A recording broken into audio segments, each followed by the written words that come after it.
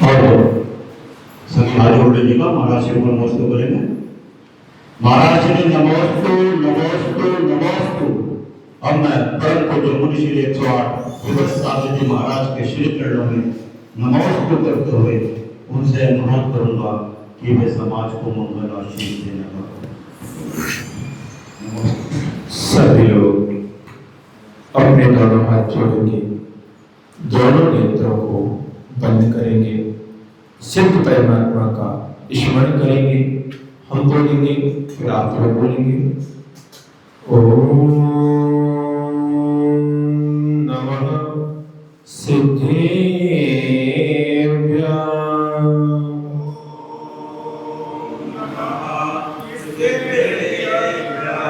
ओम नमः सिद्धेभ्यः।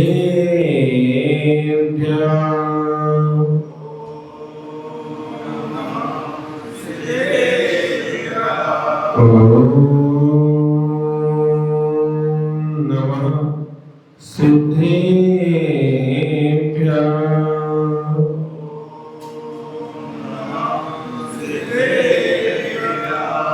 मंगलम भगवान अरहं मंगलम विश्वोजिना मंगलम पूज्य पादार्यो पंथो जिनागमोस्तुतं जिनागम पंथ मंगलम। राणं शरणं मे दंशनं च शरणं चर्य शरणं च तव संजमं च शरणं भगवन् शरणो महावीरो भगवन् शरणो महावीरो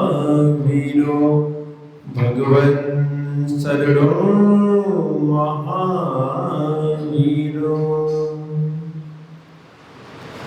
राग में तुम नहीं, द्वेष में तुम नहीं, नागे भावों में तुम, क्लेश में तुम नहीं।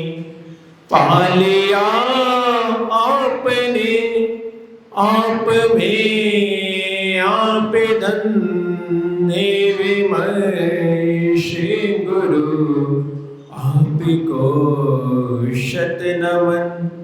हे विमर्श गुरु आपको शत नमन।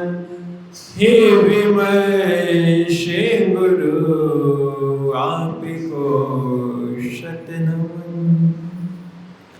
जब दिदिक जशी आदिनाथ भगवान के वर्तमान शशनिक जशी महावीर स्वामी के परंतु निभाग राष्ट्र की समस्या करते श्री वैश्य जी महाराज के वर्तमान के भावनिकी संत के जिनागम पर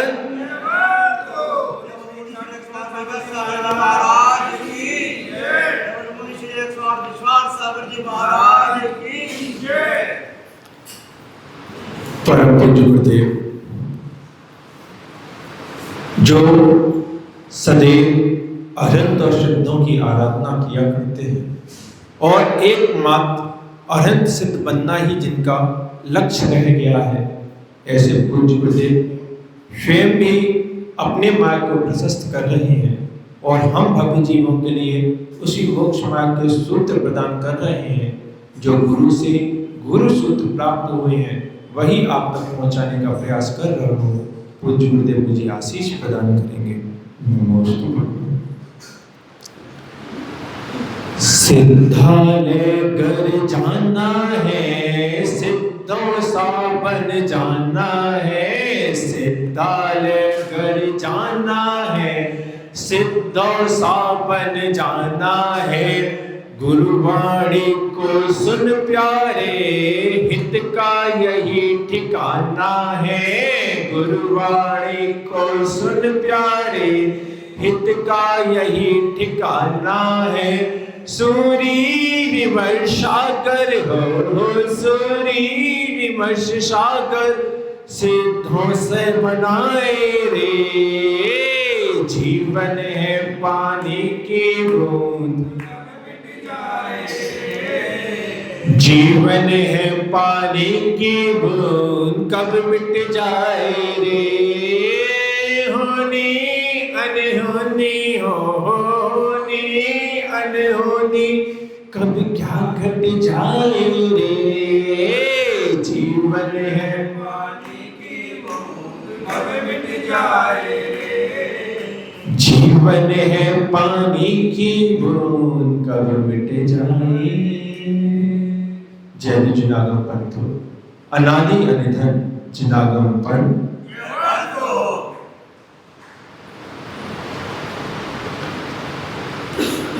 हम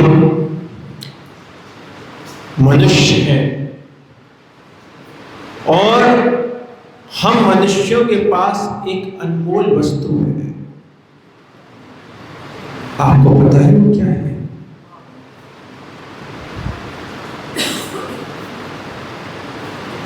वो वस्तु है कौन? हम मंदिर में बैठे इसलिए कह सकते हो कि भगवान अनमोल वस्तु है, गुरु अनमोल वस्तु है, शास्त्र अनमोल वस्तु है। लेकिन मन में हो सकता है धर्मपत्नी अनमोल लगती हो सकता है बच्चे अनमोल लगते हो सकता है रुपए पैसे कोठी अनमोल लगती हो। लेकिन इन सब के पीछे भी एक और अनमोल चीज है, वो है तुम्हारा मन। हम मनुष्य हैं, हमारे पास मन है, ये हमारा सौभाग्य है क्योंकि मन ही है जिससे हम प्रभु का चिंतन कर पा रहे हैं। मन ही है जिससे हम अपने गुरु का चिंतन कर पा रहे हैं। मन ही है जिससे आप शास्त्रों का चिंतन कर पा रहे हैं। और वो मन ही है जिससे अपने घर और व्यापार का चिंतन कर पा रहे हैं। अगर ये मन ना होता तो ना हमें देव याद आते, ना शास्त्र याद आते, ना गुरु याद आते, ना हम घर का चिंतन कर सकते थे, ना परिवार का चिंतन कर सकते थे, ना व्यापार का चिंतन कर सकते थे। एक इंद्रिय जीव के पास मन नहीं होता, दो इंद्रिय जीव के पास मन नहीं होता, तीन इंद्रिय जीव के पास मन नहीं होता, चार इंद्रिय जीव के पास मन नहीं होता। बहुत सारे पंचेंद्रिय जीव भी ऐसे हैं जिनके पास मन नहीं होता। ये हमारा सौभाग्य है कि हम मनुष्यों के पास मन मिला हुआ है, चिंतन करने की ताकत शक्ति मिली हुई है। ये मन वो चिंतामणि रत्न है जिसके माध्यम से हम जिस चीज का चिंतन करते हैं उस चीज को प्राप्त कर लेते हैं।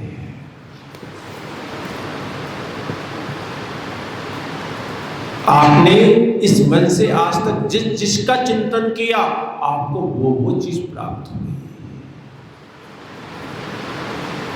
तो ये बात अलग है कि तुमने मन के चिंतन के लिए सोचा होगा सौरभ भैया कि हम 1 से 2 हो जाए, उसके बाद ही तो होंगे। फिर चिंतन किया कि अब 1 से 2 हो गए हैं, लेकिन इसका भी प्रतिफल होना चाहिए, अब पिताजी बन जाए, तभी तो बने पिताजी कि बिना चिंतन के बन गए। ये मन वो चिंतामणि रत्न है जिसके माध्यम से आप जिस चीज की चिंतन करते हो वो आपको प्राप्त हो जाता है। आप अगर मंदिर आने का चिंतन करते हो तो आप मंदिर आ जाया करते हो। अगर आप व्यापार का चिंतन करते हो व्यापार के लिए पहुंच जाया करते हो। अगर आप मन से जिनवाड़ी का चिंतन करते हो आपके हाथ में शास्त्र आ जाता है। अगर आप इसके अखबार का चिंतन करते हो तो तुम्हारे हाथ में अखबार आ जाया करता है। वस्तु बाद में आती है, पहले उसका चिंतन आता है।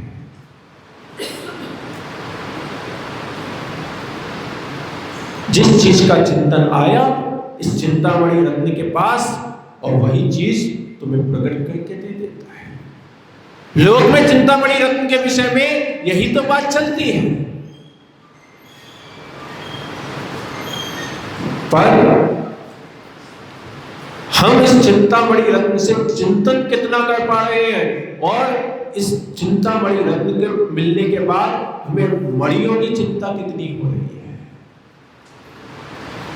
कितने लोग हैं जो इस चिंतामणि रत्नों से मात्र मणियों की चिंता करने में लगे हुए हैं, रत्नों की चिंता करने में लगे हुए हैं कि मेरे पास ऐसा ऐसा धन वैभव हो जाए। कहां चिंतन आ रहा है? मन में ही तो है। मेरी इतनी इतनी बड़ी कोठी बन जाए, हवेली बन जाए। कहां चिंतन आया? मन में आया। मेरे घर में 2-4 नौकर हो जाए, मेरी दुकान, मेरा व्यापार इतना चलने लग जाए कि उसमें कम से कम 10-20 लड़के लगाने पड़ जाए, मेरे घर के बाहर 2-4 फोर व्हीलर खड़ी हो जाए। जैसा इस चिंतामणि रत्न से चिंतन करे जा रहे हो, पर ये चिंतन वास्तव में चिंतन नहीं, ये तो चिंता है। हाँ, कुछ लोग ऐसे जरूर होंगे जो ये भी चिंतन करते होंगे कि हमें श्रद्धालय मिल जाए। 2-4 ही होंगे वैसे। पर एक बात और बता दो, जो श्रद्धालय का चिंतन करते हैं तो ऐसी बात नहीं है कि आप श्रद्धालय आज तक कभी गए नहीं, श्रद्धालय भी जा चुके हो। महाराज जी क्या नई बात बता रहे हैं? हम वो श्रद्धालय चले गए। अरे आप नरक कहो मान सकते हैं, त्रिंच कहो मान सकते हैं, मनुष्य कहो मान सकते हैं, देव कहो मान सकते हैं, आप तो श्रद्धालय चले गए। हाँ भाई, तुम श्रद्धालय में जा चुके हो।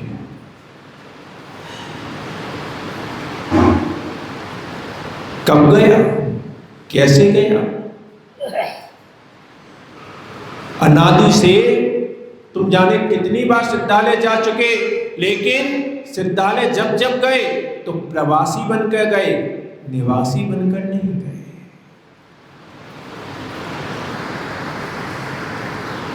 अनादि से आप कहां पर थे? आप निगोद में थे। निगोदिया जीव तीनों लोकों में ठसाठस भरे पड़े हैं। आपने कई बार गुरुमुख से सुना होगा, जिनवाणी में पढ़ा होगा कि निगोदिया जीव तीनों लोक में ठसाठस भरे पड़े हैं। अधोलोक में भी है, मध्य लोक में भी है, ऊर्ध्व लोक में भी है, श्रद्धालय में भी है। फिर 3 बात वाले हुआ करते हैं जो पूरे लोक को घेरा करते हैं। वो 3 बात वाले में कौन है? एक इंद्रिय जीव है। तुम आज तक एक इंद्रिय बने कि नहीं बने, कि डायरेक्ट पंचेंद्रिय पैदा हुए? बने हो। इसलिए कहा कि तुम लोग श्रद्धालय भी जा चुके हो, अनेक बार जा चुके हो, लेकिन प्रवासी बनकर गए हो, निवासी बनकर नहीं गए। 2 चीजें होती हैं, एक प्रवासी, एक निवासी। प्रवासी किसको कहते हैं? कि आज थे और फिर कल उस स्थान को छोड़कर चल दिए, वो है प्रवासी। और जाओ एक स्थान पर पहुंच गया और अब वो वहीं पर है, इसको कहते हैं निवासी। मुनिराज कौन होते हैं? प्रवासी होते हैं कि निवासी होते हैं? प्रवासी हैं। पहले तुम्हारे नेटौर में आए थे, नेटौर में आने के बाद में और फिर बिजनौर चले गए, बिजनौर से कीरतपुर चले गए, कीरतपुर से नजियाबाद चले गए, फिर तुम्हारे नेटौर में आ गए। कुछ दिन रुकेंगे फिर आगे चले जाएंगे। क्यों? क्योंकि मुनिराजों का कोई निवास नहीं होता। लेकिन तुम लोग जब अपना घर का पता बताते हो, घर के ऊपर बोर्ड लगाते हो, तो क्या कहते हो? निवास स्थल। हम कौन है? तुम क्या बताते हो? कि हम लोग निवासी हैं। पर एक बात बता दो, पूरा का पूरा तीनों लोक में जितने जीव हैं एकमात्र प्रवासी हैं। बस हमारा प्रवास कुछ हफ्तों का हो सकता है, कुछ महीनों का हो सकता है, तुम्हारा प्रवास कुछ वर्षों का है। अंतर ज्यादा नहीं है। लेकिन कुछ वर्षों का प्रवास तुम्हें क्या मिल जाता है? तुम अपने प्रवास को ही निवास समझ लेते हो। कोई पूछता है कि तुम्हारा निवास कहां पर है, तो कितने शान से अपना एड्रेस बताते हो। आज तक अनेक बार आप सिद्धालय में प्रवासी बनकर गए हो, इसलिए वहां से निकाले गए हो। अनेक बार तुम मनुष्य गति को प्राप्त हुए हो, यहाँ पर भी तुम प्रवासी बनकर गए, इसलिए जब आयु क्रम पूरा हुआ निकाल दिए गए। पर पशु गति में गए, वहां पे जैसे प्रवास पूरा हुआ निकाल दिए गए। नरक में तो क्या तुम प्रवास करना ही नहीं चाहते थे, लेकिन आयु पूरी होने तक प्रवास करना पड़ा, वहां से भी निकल गए। और जब देव पर्याय को प्राप्त हुए तो वहां से निकलना चाहते नहीं थे, पर वहां से भी जैसी आयु कर्म पूरा हुआ निकाल दिए गए। चारों की चारों गतियां एकमात्र प्रवासियों की हुआ करती हैं। अगर निवासी की कोई गति है तो एकमात्र गति है, पंचम गति है, इसको सिद्ध गति कहा जाता है। अगर प्रवासी बनना है तो चारों गतियों में घूमो, लेकिन अगर निवासी बनना है तो बेटा एक ही गति मिलेगी, जिसका नाम है सिद्ध गति, सिद्धालय। लेकिन सिद्धालय में कैसे जाना है? प्रवासी बन के जाना है कि निवासी बन के जाना है? ध्यान रखो, जैसे वीजा होता है ना,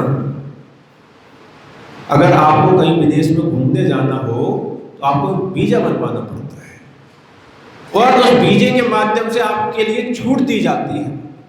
कहीं पर 1 हफ्ते की छूट है, 1 हफ्ते आप घूम सकते हो, कहीं महीने भर की छूट है, कहीं साल भर की छूट है, लेकिन जैसे वीजा खत्म होगा वहां से लौटना ही लौटना पड़ेगा। और एक होता है ग्रीन कार्ड, अगर ग्रीन कार्ड मिल जाए फिर अब आप हमेशा के लिए रह सकते हो। कर्म वीजा देता है, धर्म ग्रीन कार्ड देता है। जब आपको मान लो अमेरिका में जाना है, अमेरिका में एक तो वीजा लेके जा सकते हो, और दूसरा कार्यक्रम है कि वहां का ग्रीन कार्ड ले लो। वीजा लेकर जाओगे निकाल दिए जाओगे, ग्रीन कार्ड लेकर जाओगे हमेशा के लिए बने रहो। पर ग्रीन कार्ड के लिए भी क्या है? 3 कंडीशन है।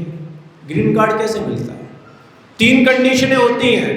पहली कंडीशन होती है कि वहां का जो भी फीस है, उतने $, की फीस तुम दे दो तुम्हें ग्रीन कार्ड मिल जाएगा। दूसरी कंडीशन है कि वहां के जो भी व्यक्ति हैं उनसे विवाह आदि संबंध बना लो, ठीक है ना, तब भी आपको ग्रीन कार्ड मिल जाएगा। तीसरी कंडीशन होती है आपको अपने देश से खतरा हो तो आप वहां पर जाके रह सकते हो, ग्रीन कार्ड मिल जाएगा। 3 कंडीशनें हैं जिस पर ग्रीन कार्ड मिल सकता है, जिससे आप अमेरिका के निवासी हो सकते हो। अगर यही 3 कंडीशनें सिद्धालय में निवास करने की भी हैं। पहली कंडीशन, जो सिद्धालय की फीस है उसको दे दो। दूसरी कंडीशन कि जो सिद्धालय में निवासरत हैं उनके साथ संबंध बना लो। तीसरी कंडीशन कि तुम्हारा जो देश है उससे तुम्हें खतरा होना चाहिए। तो फीस तो बेटा इतनी है कि अगर फीस चुकाने पर आओगे तो सब कुछ छूट जाएगा। सारे रिश्तेदार छूट जाएंगे, सारी फैक्ट्री छूट जाएगी, मकान दुकान छूट जाएंगे, और तो और जो कपड़े पहने हो ये भी छूट जाएंगे। देखो हमने फीस अदा की है, सब कुछ छोड़ना पड़ा। फीस इतनी है कि एक एक कपड़ा, तनका, एक एक लंगोटी तक भी बेटा छोड़नी पड़ेगी, तब जाके इसकी फीस भर पाओगे। लेकिन ये बात पक्की है, एक बार अगर तुमने फीस भर दी, अधिकतम 32 भवों में ग्रीन कार्ड मिल जाएगा। इस मुनि मुद्रा को धारण करने का फल है, शास्त्रों में आया। जब अपन गौमट सार जीव कांड पढ़ते हैं उसमें आता है कि एक मुनिराज कितनी बार मुनि बन सकते हैं, तो वहां पर आता है अधिकतम 32 बार मुनि बना जा सकता है। भावलिंगी मुनि अधिकतम 32 बार बना जा सकता है। जो 32 बार मुनि बन गया, 33वां भाव उसका संसार में होता नहीं। कई बार जब किसी के अंतिम समय चल रहा हो, समाधि का समय हो, कोई गृहस्थ व्यक्ति हो, और अगर उसके घर परिवार वाले उसको मुनिराजों तक ले आए और मुनि अगर उनकी दीक्षाएं दे दे, तो फिर कई लोग आलोचना करने लग जाते हैं कि उनमें था ही क्या जो उन्हें दीक्षा दे दी। आजकल लोग, साधु लोग भी अपने शिष्य संख्या बढ़ाने के लिए, दीक्षा की संख्या बढ़ाने के लिए दीक्षाएं दे दिया करते हैं। अरे उनके पास चर्या का पालन हो नहीं पा रहा था, आहार वो ले नहीं पा रहे थे, फिर भी उन्हें दीक्षा दे दी। माने तुमने जो भी दीक्षा का स्वरूप समझा है, जो भी मोक्ष मार्ग समझा है, वो एकमात्र तुम्हारा आहार तक सीमित होकर रह गया है। क्योंकि हम लोग पूरे हिंदुस्तान में घूमा करते हैं। कई बार ये आलोचनाएं होती है कि वो व्यक्ति आए थे, डॉक्टर ने मना कर दिया था, अरे तो उन्हें सामान्य कुछ नियम त्याग दिलवा देते, बताओ दीक्षा ही दिलवा दी, और दीक्षा लेने के बाद वो तो आहार ही नहीं कर पाए। तो माने तुम्हारी निगाह में भरत भगवान तो मुनि थे ही नहीं, उन्होंने तो 1 साल तक आहार नहीं किया। और भरत भगवान ने, उन्होंने अंत मुहूर्त तक रहे, उन्होंने आहार किया नहीं। बाहुबली थे, वो 1 वर्ष तक मुनि रहे, उन्होंने आहार किया नहीं। तो उनके तो आहार हुए नहीं, तो फिर इनकी तो दीक्षा सफल होगी नहीं। अगर सामने वाला चाह रहा है, मुनिराज भी ऐसे दीक्षाएं नहीं देते।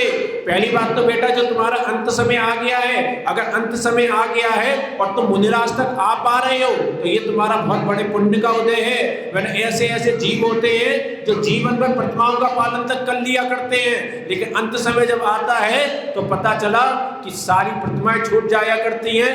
मुनिराजों के चरण तो छोड़ो, घर भी नसीब नहीं होता, किसी हॉस्पिटल में जाके मर जाया करते हैं।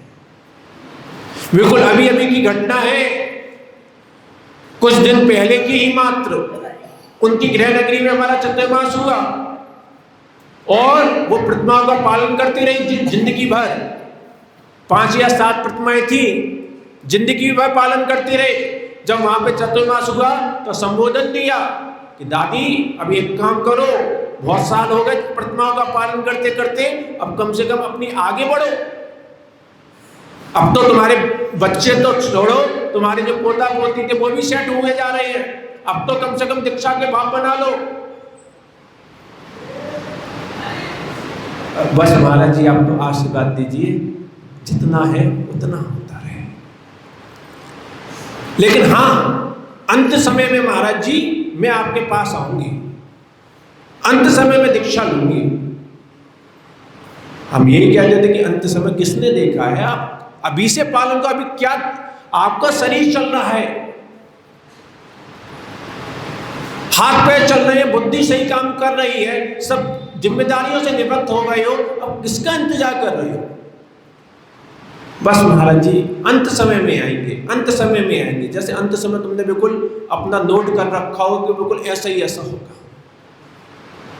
पूरे चतुर्मास भर आती थी, पूरे चतुर्मास भर आहार देती थी, जब जब उनसे चर्चाएं होती थी हम यही संबोधन करते थे, और वो है भाई यही कहती थी अंत समय में आएंगे, अंत समय में आएंगे।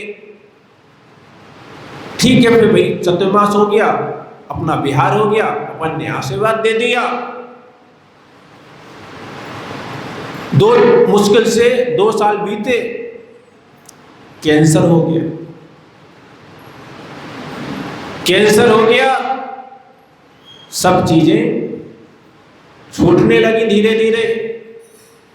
घर में ही पड़े रहे, धीरे धीरे करके जो अपनी प्रतिमा वगैरह थी उसमें भी अब बिस्तर पर ही आ गए, तो उसमें भी दोष लगने लगे।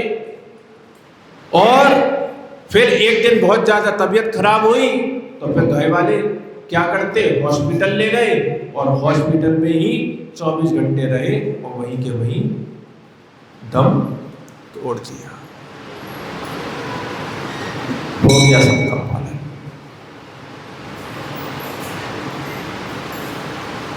इसलिए ये हमारा सौभाग्य है। अगर कोई जीव अंत समय में भी गुरु महाराज के चरणों तक आ रहा है तो बेटा बिल्कुल शांत हो जाओ। वहां पे तुम्हारा कोई टीका टिप्पणी करने का अब तुम्हारा औचित्य नहीं है, क्योंकि वो जीव इतना पुण्य लिया आ रहा है कि बड़े बड़े प्रतिमाधारी, और यहां तक कि कई बार तो मुनिराजों के साथ हो जाता है जिन्होंने जीवन भर बुद्धि मुद्रा का पालन किया, लेकिन अंत समय उनका जब आया तब उनके पास कोई मुनि ना हुआ, कोई गुरु ना हुआ जो उनको संभाल लेता, जो उनकी समाधि को साथ देता। ऐसे बड़े बड़े संतों के साथ हो जाया करता है, बड़े बड़े प्रतिमाधारी जीवों के साथ हो जाया करता है। लेकिन अगर कोई सामान्य व्यक्ति अगर मुनिराज तक आ रहा है, अंत समय में ही आ रहा है, भले डॉक्टर ने बोल दिया घंटे 2 घंटे का मेहमान है, तब भी आ रहा है, नियम से मानना उसका बहुत तीव्र पुण्य का उदय है, उसकी होनहार बहुत अच्छी है। अब वहां पे आपको बोलने की जरूरत नहीं है, वहां पे आपको टीका टिप्पणी करने की जरूरत नहीं है। गुरु महाराज हैं, गुरु महाराज के पास आया है, तुम्हारे पास नहीं आया, तुमसे पूछने नहीं आया। गुरु महाराज उसकी कंडीशन देखेंगे, दीक्षा के योग्य कंडीशन है नहीं है, यह निर्णय गुरु महाराज का है। तुम्हें खुद तो दीक्षा लेनी नहीं, उसकी दीक्षा पे टीका टिप्पणियां कर रहे हैं।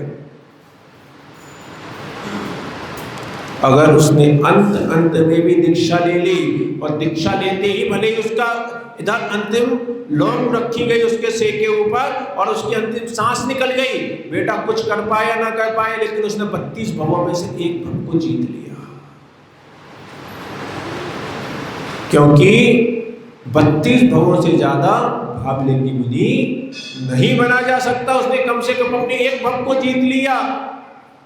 और ये भी उनकी बात है जिन्होंने मुनि दीक्षा ली हो लेकिन समाधि ना साध पाए।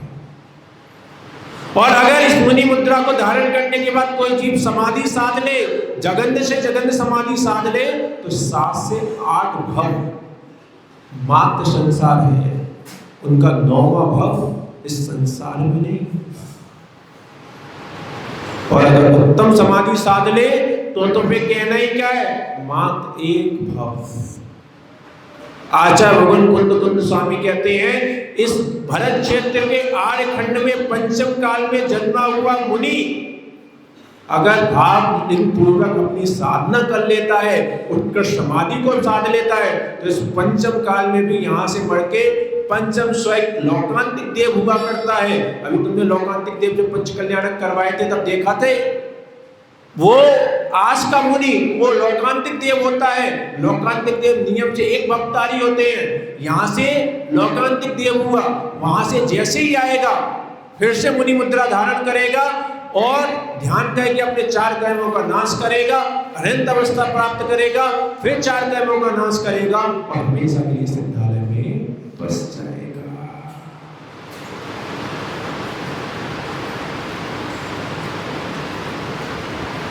किसका प्रभाव है ये? इस मुनि मुद्रा का प्रभाव है। तो अगर तुम्हें भी सिद्धालय में बसना हो तो पहली कंडीशन मैंने बता दी है, जो फीस है सिद्धालय की उसको बस अदा कर दो। जो त्याग है, जो तपस्या है, जो कर्तव्य है, बस उनका पालन कर लो। नहीं, बहुत छोटे से कर्तव्य है, तुम लोग को वैसे घबराए पड़ते हो। एक बच्चा होता है, एक बात बताओ, एक बच्चा होता है, वो बच्चा 25-30 साल तक मेहनत करता है। स्टडियों में मेहनत कम थोड़ी ना होती, और आजकल तो इतना लोड होता है, इतना लोड होता है कि पता चला बचपन में ही बाल सफेद हो गए। इतनी बच्चों को टेंशन है, इतना कंपटीशन है, फिर भी वो 25-30 साल तक मेहनत करते हैं। किसके लिए कर रहे हैं? कि आगामी जो हमारे 25-30 साल होंगे वो थोड़े से व्यवस्थित हो जाए।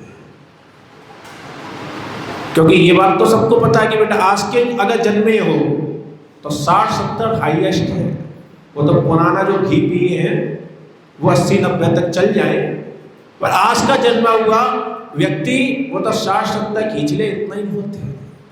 लेकिन वो 60-70 साल के जीवन में 30 साल बाद स्टडी कर रहा है, किसके लिए?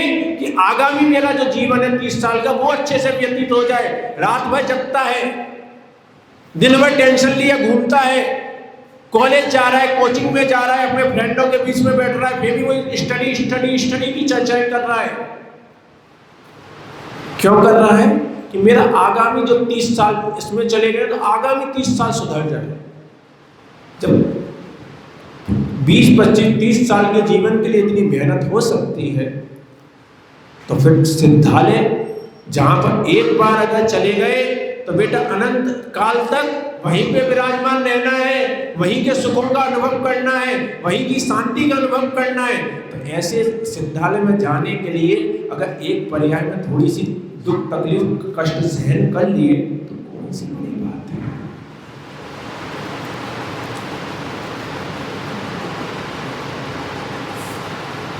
तुम कहते हो महाराज जी सर्दी गर्मी कैसे सहन करेंगे? उस बच्चे से पूछो, मान लो घर में एसी में रहता है, एग्जाम देने के आगम घर में एसी में रहते हैं, एग्जाम देने गए तो पता चला कि एक पंखा चल रहा था और वो भी एग्जाम के बीच में लाइट चली गई, पंखा भी बंद हो गया है। वो बच्चा क्या करेगा? पहले टीचर से शिकायत करेगा, जनरेटर चालू करो, लाइट बुलाओ, पंखा चालू करो, मैं तो तभी एग्जाम दूंगा, इतनी गर्मी में कि ऐसे एग्जाम दिया जाता है। शिकायत करेगा या चुपचाप बस लिखता रहेगा? वो उस समय अपने एग्जाम देने में इतना मशहूर होगा, इतना लीन होगा कि उसको पता भी नहीं चलेगा कि पंखा चल भी रहा है कि बंद हो गया है। क्यों? क्योंकि उसको ये ख्याल है कि मात्र 3 घंटे का समय है। अगर 3 घंटे में मैंने अगर इधर उधर अपना दिमाग लगाया, अगर मैंने अपने उपयोग को इधर उधर भटकाया तो फिर मैं क्या होऊंगा? फेल हो जाऊंगा। मेरी पूरी साल भर की मेहनत बेकार हो जाएगी। मेरे जो अन्य साथीगण हैं वो मुझसे आगे निकल जाएंगे। इसलिए वो 3 घंटे कुछ नहीं देखता। तुम्हें भी बेटा 3 ही घंटे तो मिले। 1 घंटा बचपन का जा चुका, 2-4 ये बैठे हैं, इनका जाने की कगार पे है। 1 घंटा पूरा हुआ जा रहा है बेटा।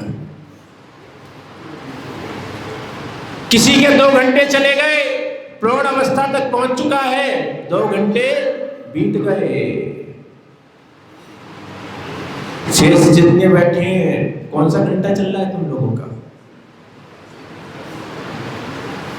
तीसरा चल रहा है। इसके बाद अब कोई और घंटा नहीं बजेगा, अब बस तुम्हारी कॉपी छीनी जाएगी। जैसे उस बच्चे को ख्याल है कि मुझे 3 घंटे मिले, मुझे यहाँ पे अपना एग्जाम देना है, उसको पंखा याद नहीं आ रहा, पेट की भूख याद नहीं आ रही, सर्दी गर्मी याद नहीं आ रही, केवल लिखने में मशहूर है ना। बिल्कुल बराबर में उसका मित्र बैठा हुआ है जिससे वो सुबह से शाम तक घंटों बातें किया करता था, समय का पता नहीं चलता था। अब वो मित्र उसके बिल्कुल बराबर में बैठा है, लेकिन अब उससे बात करेगा, अब उसको वो मित्र भी याद नहीं आएगा। और अगर तुम्हें ये सब चीजें याद आ रही है, पेट की भूख याद आ रही है, सर्दी गर्मी याद आ रही है, मित्रगण याद आ रहे हैं, पड़ोसी याद आ रहे हैं, कितनी चीजें याद आती हैं तुम्हें, भगवान कितने याद आते हैं, गुरु कितने याद आते हैं, माँ जिनवाड़ी कितनी याद आती है। यहाँ पर आते हो, बहुत पूजाएं करते हो, भक्ति करते हो, गुणगान करते हो, गुरुओं की वाणी सुन रहे हो, लेकिन जैसे यहां से नीचे उतरोगे और जैसे सामने घर आएगा, घरवाली आएगी, क्या कौन याद आएगा? दुकान आएगी, शोरूम आएगा, फैक्ट्री आएगी, कौन याद आएगा? फिर आएंगे प्रभु याद, आएंगे गुरु याद। सामने ग्राहक खड़ा है, कौन याद आएगा? लक्ष्मी याद आएगी, कि लक्ष्मी संपन्न श्री जी याद आएंगे।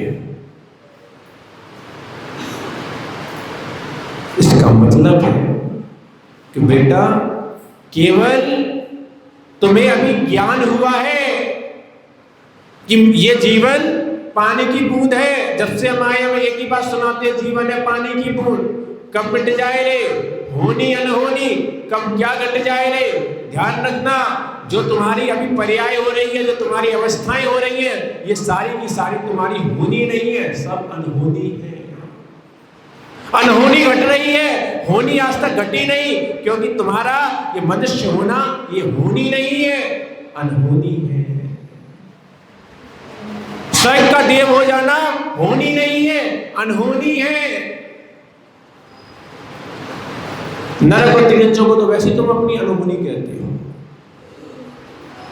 इस संसार में जो ये चारों गतियां हैं, जो 84 लाख योनियां हैं, ये केवल तुम्हारी अनहोनियां हैं, होनी नहीं है। अगर होनी है, होनहार है तुम्हारी कुछ, तो एक बात सिद्ध होना तुम्हारी होनहार है। उस सिद्धालय में जाना तुम्हारी होनहार है। जब जब तुम अपने घर में जाओ तो ये विचार किया करो कि ये घर में जाना मेरी होनी नहीं है, मेरी अनहोनी हो रही है। जब जब दुकान में जाओ तब तक ये विचार किया करो, ये मेरी होनी नहीं है, अनहोनी है। जब जब रिश्तेदारों के यहाँ जाओ ये चिंतन किया करो कि ये मेरी होनी नहीं है, अनहोनी है। जब जब पड़ोसी के घर पे जाओ ये चिंतन किया करो कि पड़ोसी के जाना मेरी होनी नहीं है, अनहोनी है। जब ये चिंतन होगा कि ये मेरी अनहोनी है, तो भीतर एक कम से कम वो जिज्ञासा, वो ज्योति तो जलेगी कि हाँ ये भले ही मेरी अनहोनी है, लेकिन शीघ्र में होनी को भी प्राप्त होगा। अभी तो घर सामने पड़ जाए तो चेहरे पर प्रफुल्लता आ जाती है। कोई रिश्तेदार, कोई मित्रगण अगर सामने दिख जाए तो चेहरे पे प्रसन्नता आ जाती है। हम कहते हैं कि गुरुजी आप ही हमारे कल्याण के मार्ग हैं, आप ही हमारे हितकारी हैं, लेकिन तुम एक बात बताओ, तुम मेरे रूम में आए, रूम में आने के बाद तुम खड़े हो गए। कई लोग तो रूम में आते हैं वो केवल एक्शन करते हैं। क्या ये, क्या समझा जाए इसको?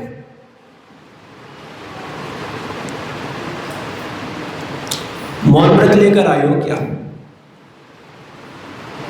जो पुण्य की वजह से, जो सौभाग्य की वजह से तुम्हें ये वचन वैगणाएं मिली हुई हैं, इन वचन वैगणाओं का उपयोग प्रभु के लिए गुणगान में नहीं किया जा रहा, गुरु की नमोस्तु के लिए नहीं किया जा रहा, और इन वचन वैगणाओं का उपयोग बाहर कितना करते हैं।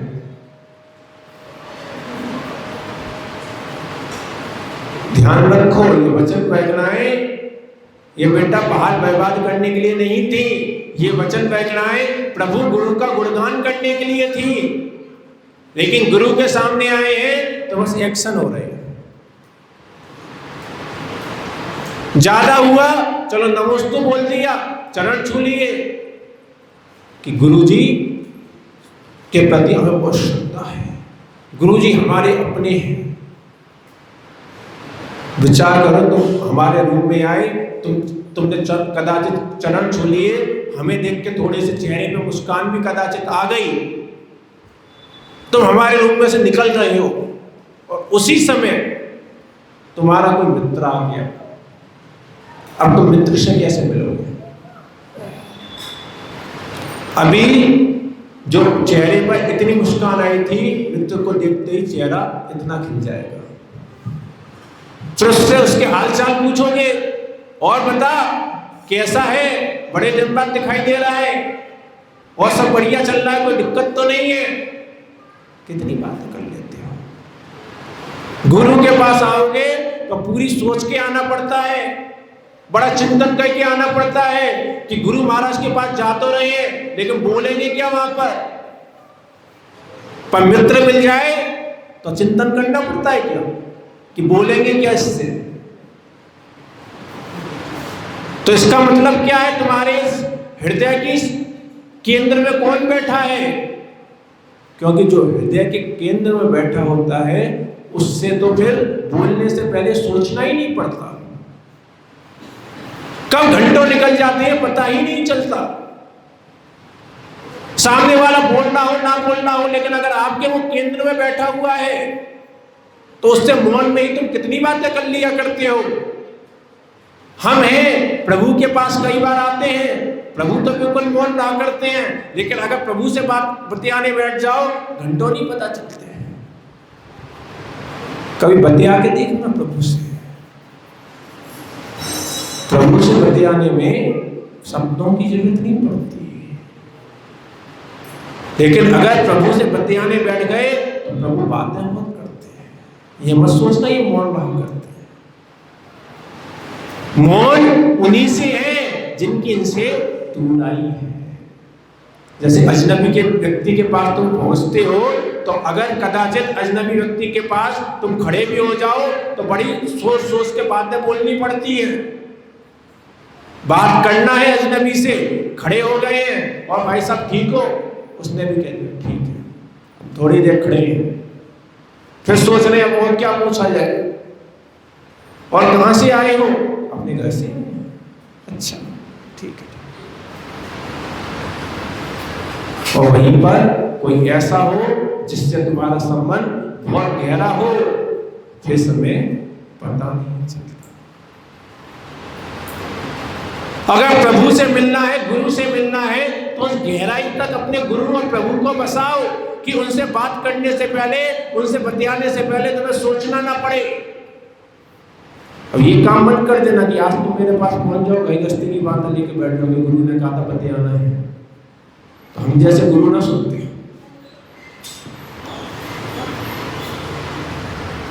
लेकिन श्रद्धा अगर होगी तो गुरु मौन भी होंगे। गुरु अपना ध्यान कर रहे हैं, गुरु अपना स्वाध्याय कर रहे हैं, गुरु अपनी जापमाला कर रहे हैं, तुम बस बैठ गए हो, उनकी छवि निहारते जा रहे हो।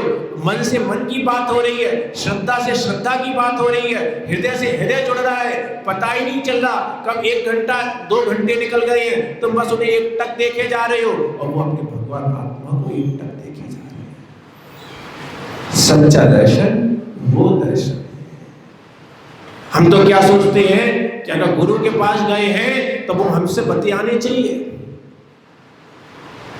मैं हमेशा एक बात बोलता हूं कि तुम किन गुरुओं को पसंद करते हो, अपनी अपनी श्रद्धाओं को टटोलना। तुम किन गुरुओं को पसंद करते हो? तुम उन गुरुओं को पसंद नहीं करते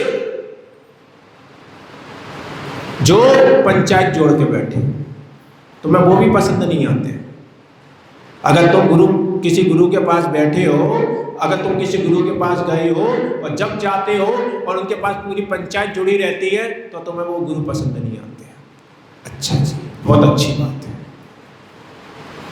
अब तुम्हारे नगर में वो गुरु आए जिनके पास जब जाओ तब वो अपनी सामायिक कर रहे हैं, जब जाओ तब अपनी जापमाला कर रहे हैं, जब जाओ तब स्वाध्याय कर रहे हैं, जब जाओ तब मौन है। उन गुरुओं के विषय में तुम्हारा क्या ख्याल है? बस वो हाथ जोड़ने के लिए ही है, बैठना कौन कितना जा पाएगा उनके पास। क्या कहोगे कि जब जाओ तब वो तो मौन ही रहते हैं, जब जाओ तब स्वाध्याय करते रहते हैं, जब जाओ तब जापमाला ही करते रहते हैं, इसलिए हम तो जाते नहीं है भैया, दूर से उनके लिए नमोस्तु कर लेते हो, और क्या करेंगे जाके।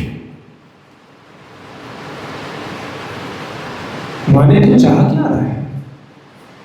अगर कोई गुरु महाराज बतिया रहे हैं तो बतिया क्यों रहे हैं, स्वाध्याय कर रहे हैं तो स्वाध्याय क्यों कर रहे हैं। सच बात यह है कि तुम उन गुरुओं को चाहते हो कि दुनिया के प्रति बैरागी हो और हमारे प्रति रागी। अपनी स्वाध्याय करते हुए मिले हमें, हम जाएं तो मिले तो हमें स्वाध्याय करते हुए, लेकिन जैसे ही हम पहुंचे तुरंत अपना स्वाध्याय बंद कर दे और हमसे बतियाने बैठ जाए। जाएं तो बिल्कुल जाप माला करते हुए मिले तो देख के एक श्रद्धा का भाव आता है, लेकिन अब हम पहुंच गए ना, हम पहुंचे, तो अब क्या करना चाहिए उनको? अब अपनी जाप माला रख दे और अब हमसे बतियाएं। तो गुरु महाराज बहुत अच्छे हैं, पता ही नहीं चलता उनके पास तो वाकई में घंटों निकल जाते हैं। हम तो भैया खूब जाते हैं, खूब जुड़े हो उन गुरु महाराज से। क्यों जुड़े हो? कौन से गुण से जुड़े हो उनके? तुमसे बत्ती आते हैं इस गुण से? ध्यान रखो, साधु की साधना में सहयोगी बनो, उससे उसकी साधना छीनने की भावना मत रखो। अरे तुम प्रभु के पास आते हो, घंटों पूजा करते रहते हो, इनके विधान रचाते रहते हो, इनका ध्यान करते रहते हो, कितना पति आती है तुमसे, फिर भी तुम इनके पास घंटों पूजा करते रहते हो ना, खड़े रहते हो ना। जब इनके पास खड़े रह सकते तो गुरु के पास नहीं बैठ सकते क्या? क्यों चाहते हो कि जैसे हम गुरु के पास पहुंचे उन्हें कुछ ना कुछ हमसे बोलना चाहिए, और अगर उन्होंने नहीं बोला 2 मिनट बैठे, नमस्ते महाराज जी, बात में है।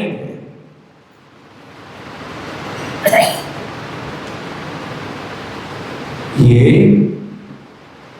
तुम्हारी हकीकत ठीक नहीं है। दुनिया के प्रति वैरागी, हमारे प्रति रागी, ये गुरुओं का स्वरूप है नहीं।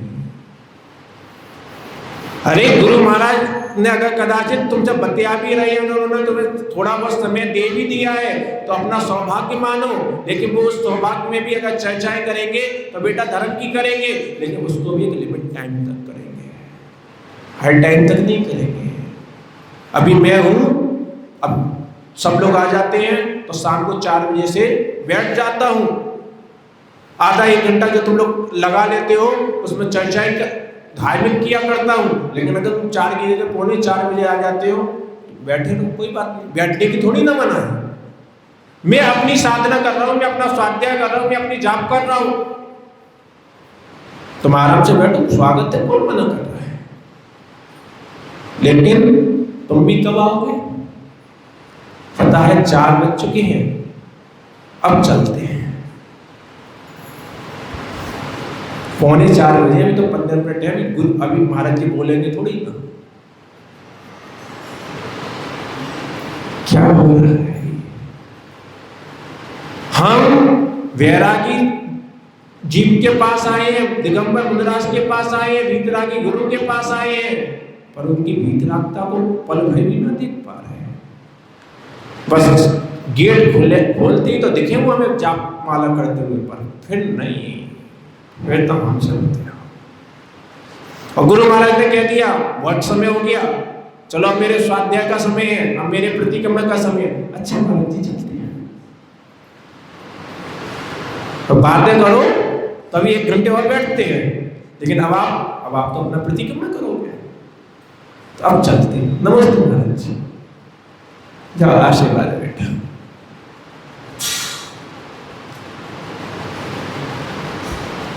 महान सौभाग्य है कि इस पंचम काल में भी वीतरागी संत दिखाई दे रहे हैं, साधक संत दिखाई दे रहे हैं, अपने नियम धर्म में लगने वाले संत दिखाई दे रहे हैं। कभी ऐसे भाव मत करो कि गुरु को हमारे प्रति राग हो जाए। ध्यान रखो, अगर गुरु को तुम्हारे प्रति राग हो गया तो वो गुरु गुरुरा रहेंगे, लेकिन तुम्हें गुरु के प्रति जरूर राग होना चाहिए। अगर गुरु को तुम्हारे प्रति राग हो गया तो वो गुरु ना रहेंगे, लेकिन जब तक तुम्हें गुरु के प्रति राग नहीं होगा तब तक तुम श्रावक ना रहोगे। इसलिए पहली फीस मैंने बताई थी सिद्धालय जाने की, पहली फीस तो यही है कि सब चीजों का त्याग कर दो, जो उसकी फीस है वो अदा कर दो। दूसरी बताया था कि सिद्धालय में जो जीव पहुंच गए हैं उनके प्रति, या सिद्धालय का ग्रीन कार्ड जिनको मिल गया है ऐसे अरहंतों के प्रति, या फिर जिनका उस लिस्ट में नाम आ गया ऐसे देव ग्रंथों के प्रति, ठीक है ना। सिद्ध भगवान को सिद्धालय में वो बस गए ग्रीन कार्ड लेके, अरहंत भगवान को ग्रीन कार्ड मिल तो गया है, पर बसना भी बाकी है, और देव ग्रंथों का नाम ग्रीन कार्ड की लिस्ट में आ गया है, इसलिए इन तीन के प्रति संबंध बनाओ। लेकिन संबंध कौन सा बनाना है? राग का संबंध मत बनाओ, श्रद्धा भक्ति समर्पण का संबंध बनाओ। श्रद्धा लाओ। श्रद्धा किसको कहते हैं? हंसने बोलने को श्रद्धा नहीं कहते, बातें करने को श्रद्धा नहीं कहते। पूज्य से गुणानुरागो, पूज्य पुरुषों के गुणों में अनुराग लाना, उसको उस अनुराग के साथ जो फिर श्रद्धा पैदा होती है, उस श्रद्धा को सच्ची श्रद्धा कहते हैं। जो पूज्य गुणों के अनुराग आता है उसको भक्ति कहते हैं। और फिर उनके प्रति उनकी साधना में जो सहायक बनने की भावना होती है उसको समर्पण कहते हैं। तो इन तीन के प्रति संबंध तो बनाना है, पर राग का संबंध नहीं बनाना। इनके प्रति श्रद्धा भक्ति समर्पण का संबंध बनाना है। और तीसरा कारण मैंने कहा था, तुम्हें अपने देश से खतरा होगा, अर्थात संवेग भाव। किसके प्रति? अपने देश के प्रति। देश से खतरा हो। कौन सा देश है तुम्हारा? भारत देश। भारत देश के प्रति खतरा नहीं बता रहा। भारत देश तो बहुत महान है बेटा, जो इतनी तुम्हें ऐसा देश मिला है जहां पे तुम अपने धर्म क्रिया करने के लिए स्वतंत्र हो। विदेश जो तुम्हें बहुत अच्छे लग रहे हैं, ध्यान रखना, बहुत जगहों पर जिन मंदिर तो कदाचित हैं भी विदेशों में, लेकिन वहां पे भी ऐसे ऐसे रूल्स है कि आप मंदिरों के ऊपर शिखर नहीं बना सकते, अपने कोई भी धार्मिक आयोजन बाहर नहीं कर सकते, कोई आप मंदिर के अंदर भी स्पीकर आदि लगाकर प्रवचन सभा आदि नहीं कर सकते। ये भारत देश है जहां पर मंदिर के अंदर भी कर सकते हो और बाहर भी प्रचार कर सकते हो, रथ यात्राएं निकाल सकते हो। विदेशों में रथ यात्राएं नहीं निकाल सकते। तो तुम्हें भारत देश से तो खतरा नहीं है, फिर कौन से देश से खतरा है? कौन सा देश है तुम्हारा? जो तीनों लोग है ना, ये तीनों ही लोग तुम्हारे लिए खतरे के स्थान है। नरक तो सबको खतरनाक लगता है, तिरंज गति भी खतरनाक लगती है। वैसे कभी कभी तो लोग तिरंज बनने के भी भाव कर लेते हैं। जब कोई एसी की गाड़ी में कोई कुत्ता जा रहा हो तो कई लोग क्या कहने लगते हैं, यार अपने से अच्छी जिंदगी इसकी है। कभी भाव मत करना। अगर तुमने ऐसे भाव कर लिया, मैंने शाम को समझाया था कि तुम्हारे ऊपर सीसीटीवी कैमरा लगा हुआ है कैमरों का, अगर कभी भी तुमने ऐसे भाव कर लिए, कोई एसी की गाड़ी में कोई कुत्ता बैठा हुआ जा रहा है, उसका मालिक उसको बिस्कुट खिला रहा है और तुमने उसको देखकर ये भाव कर लिए कि इसकी लाइफ ज्यादा अच्छी है, काश में ये होता। ध्यान रखना, तुम्हारा फोटो खींच चुका। अब बेटा अगली पर्याय में वहीं पर जाना पड़ेगा। कौन सी? स्वान की, उस कुत्ते की पर्याय में जाना पड़ेगा। लेकिन पुण्य ना कह के आओगे तो एसी की गाड़ी नहीं मिलेगी, कुत्ते की योनि तो मिल जाएगी। क्योंकि एसी की गाड़ी में घूमने वाले कुत्ते तो बहुत बिरले हैं, जिन्होंने कदाचित भाग तो तिरंज गति के की है, लेकिन कुछ पुण्य के काम किए, इसलिए तिरंज गति में वो एसी की गाड़ी मिल रही है। सो तुमने पुण्य तो किए नहीं, पर कुत्ते बनने के भाग जरूर कर लिए। तो अगली पर्याय में कहां पे जाओगे? उसी गति में जाना पड़ेगा। इसलिए कहा कि नरक तो सबको खतरनाक लगता है देश, पर तिरंज गति के कई लोग भाग कर लिया करते हैं ऐसे। मनुष्य गति, इसमें तुम्हें खतरा लगता ही कहां है?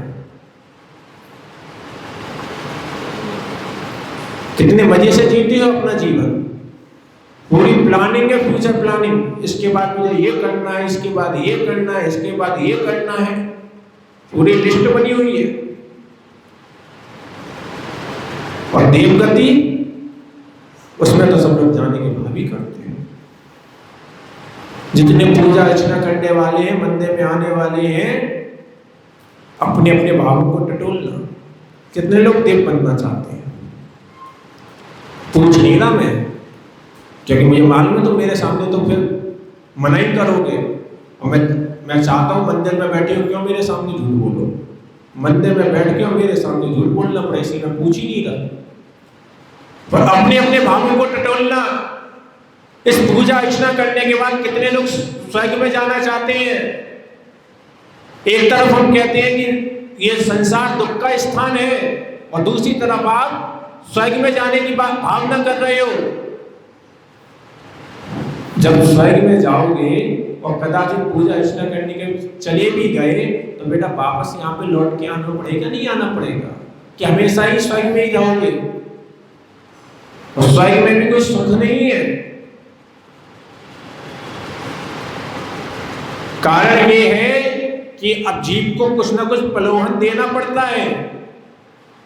तो इसलिए अब चार ही गतियां इस संसार में। तब जीव को धर्म करने के लिए प्रेरणा कैसे दी जाए? क्योंकि आए कोई भगवान तो बनना नहीं चाहता शुरुआत में, पहले तो वो सुख चाहता है। तो फिर नरक गति में सुख है नहीं, तिर्यंच गति में सुख है नहीं, मनुष्यों का सुख बहुत नगण्य है, इसलिए देवों के सुख का फिर उदाहरण दे दिया जाता है। पर ध्यान रखना, देव तुमसे भी ज्यादा दुखी है। और दुख का कारण है कि वहां पे सुख बहुत है, रिद्धियां बहुत है, वैभव बहुत है, यही दुख का कारण है। अब जैसे यहां पर तुम्हारा एक घर है, तो टेंशन होती है कि नहीं होती? उसकी सुरक्षा की टेंशन होती है। कहीं बाहर जाना होता तो क्या कहते हो कि हमें अब घर क्या है, खाली रह जाएगा। और एक से दो घर हो जाए फिर टेंशन बढ़ेगी कि कम होगी? अब उस घर पे खाली पड़ा हुआ है, कब्जा ना कर ले। जितना जितना वैभव बढ़ता है उतनी उतनी ज्यादा टेंशन बढ़ती है। यहाँ पे तुम्हारी एक देवी है, स्वर्ग में जाओगे कितनी देवियां मिलेगी? वह हमारे देवों की 32 होती है एक देव की। अब सोचो, एक झेलती नहीं है, 32 कैसे झेलोगे? क्योंकि 32 देवियां मिल सकती हैं, स्वभाव थोड़ी ना बदल जाएगा उनका। वहां पे भी वही राग द्वेष होंगे। राजा दशरथ के विषय में आता है, उसकी 4 थी देवियां। और कैकेयी के विषय में आता है कि राजा दशरथ ने, जब आप पद्म पुराण पढ़ोगे तो उसमें एक प्रसंग आता है कि राजा दशरथ ने श्री जी का अभिषेक किया।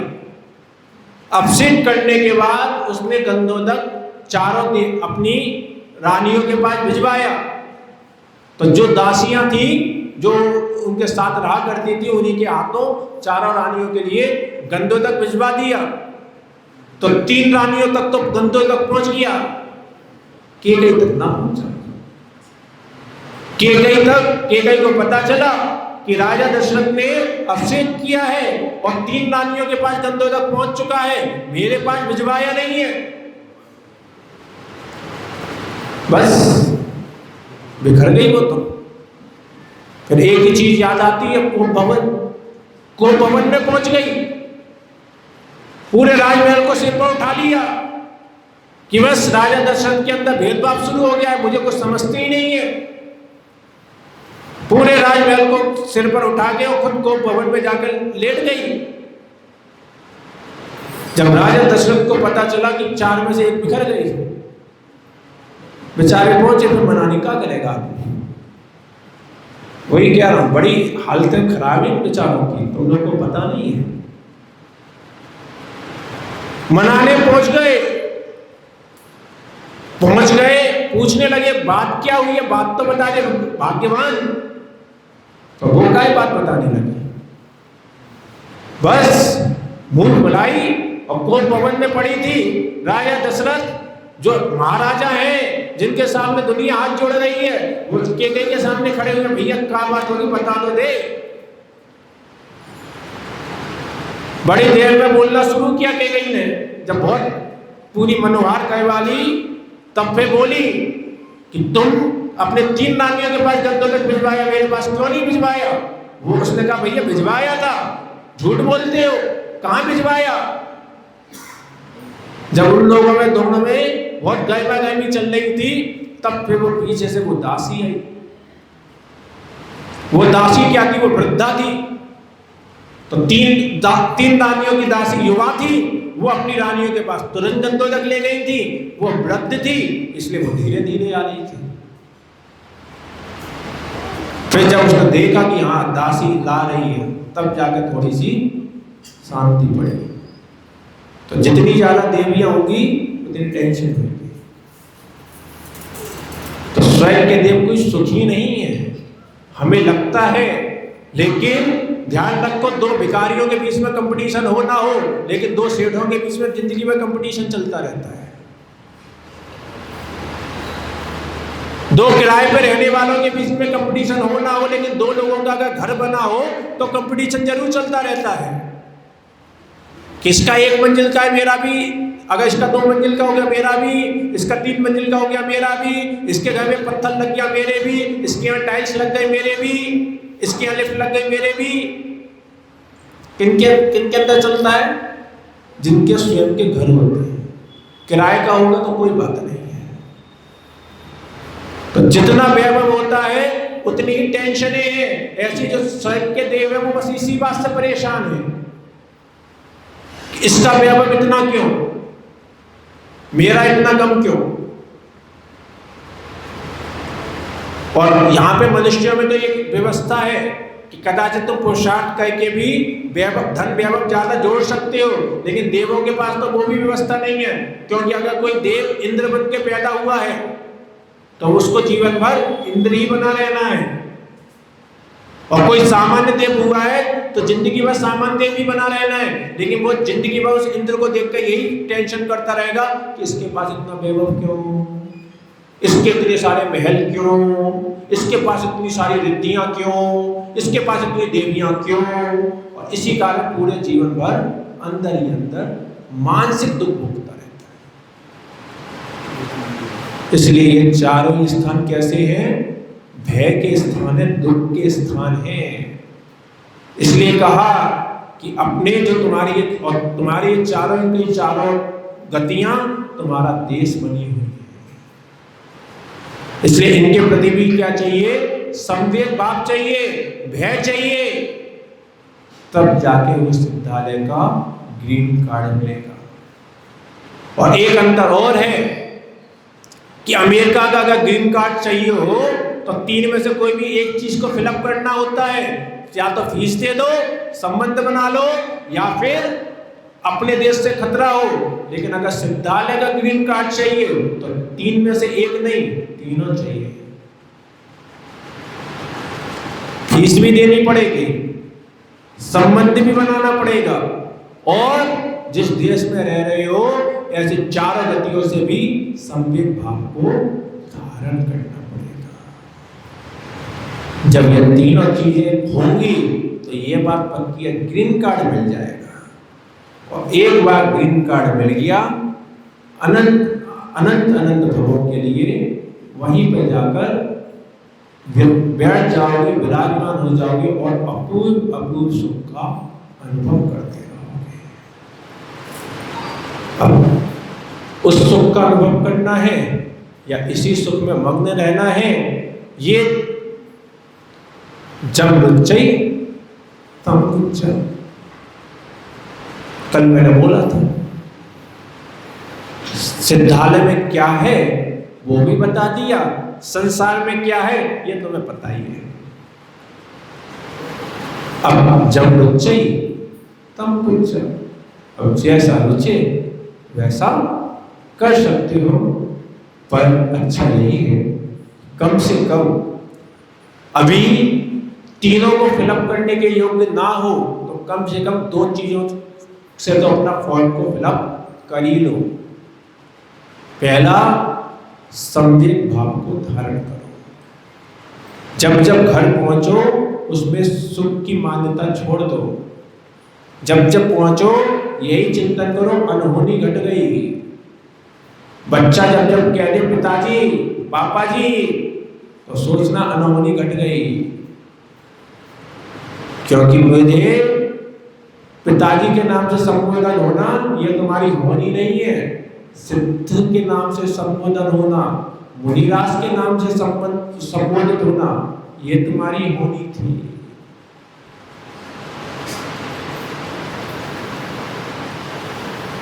जितने भी संबंध हैं सब क्या है, अनहोनी है। इसलिए कम से कम संवेद भाव को धारण करो। दूसरा कि कम से कम अभी खुद सिद्धालय में नहीं पहुंच पा रहे तो जो सिद्धालय वासी हैं, ऐसे सिद्ध जिन्हें ग्रीन कार्ड मिल गया है, ऐसे अरहंत, और जिनका ग्रीन कार्ड के लिस्ट में नाम आ गया है, ऐसे साधु भगवंत, इनसे संबंध बनाओ। लेकिन संबंध कौन सा? श्रद्धा, भक्ति, समर्पण का संबंध।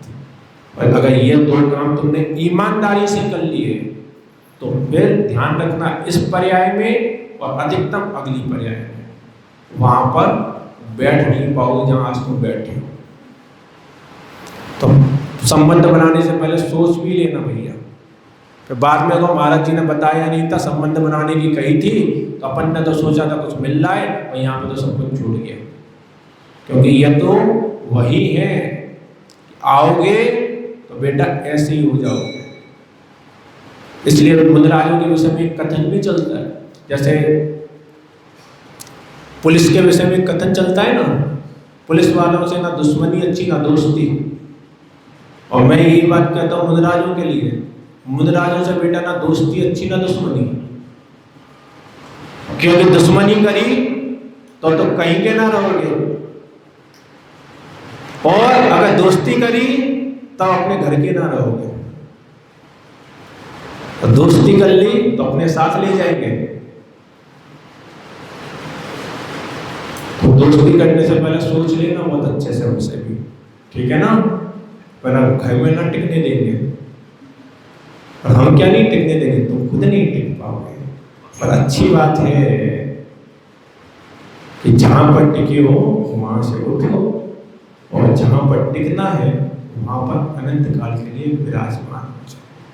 सभी की आत्मा को सुख की प्राप्ति हो, शांति की प्राप्ति हो, सिद्धालय की प्राप्ति हो। इसी मंगल भावना के साथ सिद्धालय कर जाना है, सिद्धों सा बन जाना है। सिद्धालय कर जाना है, सिद्धों सा बन जाना है। गुरुवाणी को सुन प्यारे, हित का यही ठिकाना है। गुरुवाणी को सुन प्यारे, हित का यही ठिकाना है। सोनी विमल सागर हो, सोनी विमल सागर, सिद्धों सा बनाए रे। जीवन है पानी की बूंद कब मिट जाए रे। जीवन है पानी की बूंद कब मिट जाए रे। होनी अनहोनी हो, होनी अनहोनी कब क्या घट जाए रे। जीवन है पानी की बूंद कब मिट जाए रे। जीवन है पानी की बूंद कब मिट जाए रे। जब बड़ी पवित्र निवारण संत राजकमल सुमेजा गणेश महाराज की जनागरण